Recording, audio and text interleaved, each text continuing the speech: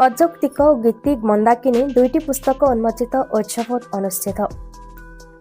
कटकर पाणीपीठ श्रीरामचंद्र भवन में सुनामधन्य चिकित्सक प्रोफेसर डॉक्टर सुदर्शन पट्टनायक 87तम जन्मदिवस में साहित्य जगत को दुईटी सृष्टि भेटी देइछन्ति। 10टी गल्प थिबा गल्प पुस्तक अजौक्तिक और गीति कविता गीति मंदाकिनी नामक दुईटी पुस्तक जहाँ सभार सभापति श्रीजुक्त महेश्वर महांती उक्ति दुईटी फूल जे कि केबे भी साहित्य बगीचारे मौलिप नाही, तार सुगंध समग्र ओडिया साहित्य दुनिया को बस्नायित करने सहित युवपीढ़ी को नूतन आशा और स्वप्न को सुदृढ़ कर शुभ मुहूर्त में उद्घाटक भाव में वरिष्ठ राजनेता तथा दैनिक ओडिया संवादपत्र संवादर संपादक श्रीजुक्त सौम्यरंजन पट्टनायक जोगदे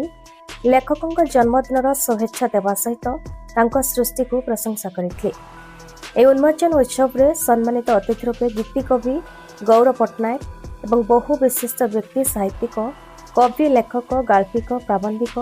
समाजसेवी डाक्तर और बुद्धिजीवी उपस्थित हुई कार्यक्रम को सफल करते।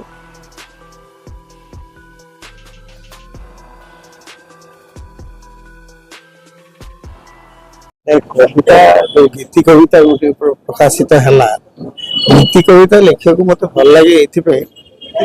अल्प लिखा दरकार और बहुत कथा से जनइक दरकार। गीति कविता एमती लिखा जाए ना क्या मागे आने किसी चिंता करके लिखा जाए स्वतस्फूर्त भाव बाहर जो तुम कौन बेलगरे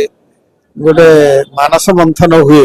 उद्वेलन हुए मन में से उद्वेलन से स्पंदन अरे तारी भाषा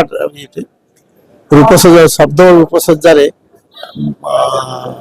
रूप नहीं गोटे सृष्टि हुए कविता से गीति कवितार कहबार उद्देश्य हूँ गीति कविता अति सरल अति गाई हम बेसी माटी मनस्क ये गाँ को सब जाए गाँ को भल पाए गाँ विषय बहुत कथा लिखी से आम देखु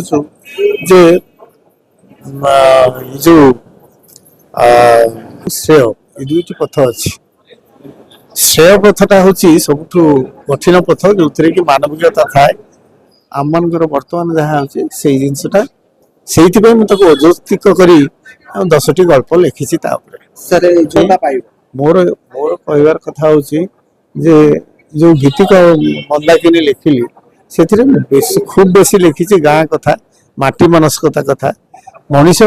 जिते जो ऊपर को उठुना कहीं से माटी मनुष्क हो देश को जब भल पाइब अन्य मान को जब भल पाइब अन्य संपर्क रखियो ताहले से निश्चित भाव में गोटे भल मनीष हो तार आध्यात्मिक चेतना युवपीढ़ी जब ये कथा राजी हे जदि से चेष्टा करेंगे बहुत आम देश बहुत ऊपर को उठ। Cuttack Damodar Beura report Bharat news.